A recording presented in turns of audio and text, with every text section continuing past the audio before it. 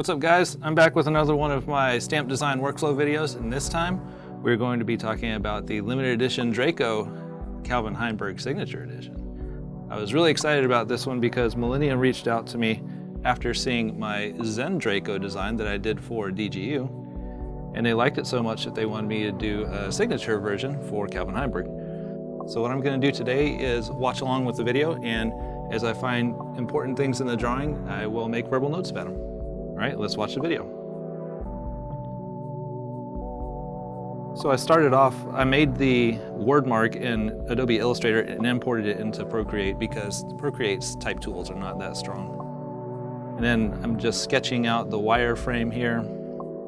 I got inspired by this picture that I found on Google. I liked the swirling, like sinuous, ropey like texture for the dragon, and so I wanted to do that in mind. These little lines that I'm drawing here right now, what they do is they help add form and volume to the dragon so that it feels like it's actually occupying 3D space.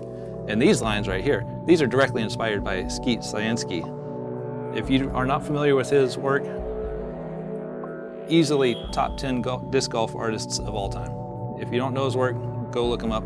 Fantastic. Skeet Scienski.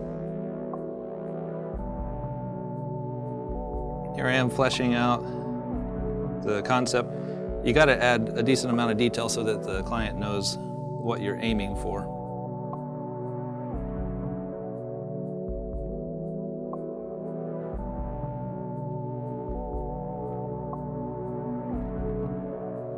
I absolutely love doing faces, so I usually I try to save them for last as kind of my carrot that I dangle in front of myself. If you want to do the face, you got to finish the rest of the drawing. I made the midsection bigger there so it filled out the circle better. And that concept was approved by the client, and so now we are going to the inking phase. And of all the different phases in stamp design, inking's my favorite.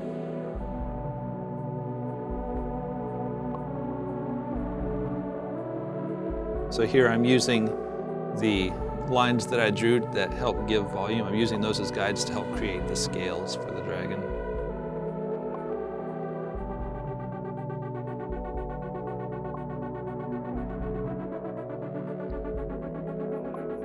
I don't usually draw Chinese dragons. In fact, I've only ever drawn it one other time, and that was on that Zen Draco, the disc that I just showed you.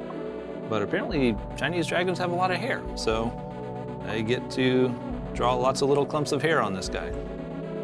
And these clumps of hair, I drew these clumps of hair specifically the same way that I draw flame licks, fire licks, so that it had kind of like a fire quality to the hair, since he's a dragon.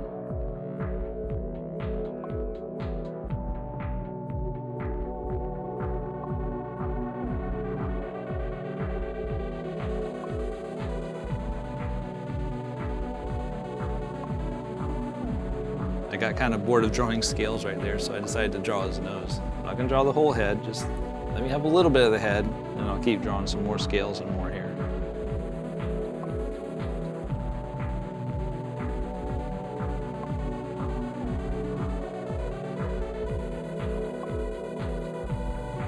Here's where I start drawing the head. I could really spend a lot of time on the heads.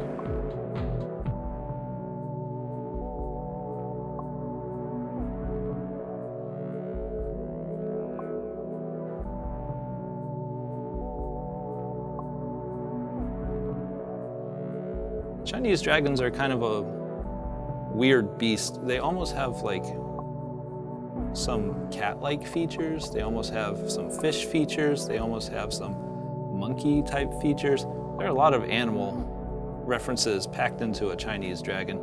A lot of them have kind of like deer antlers. They're really interesting to draw. I'm not really sure why I avoided drawing them in the past.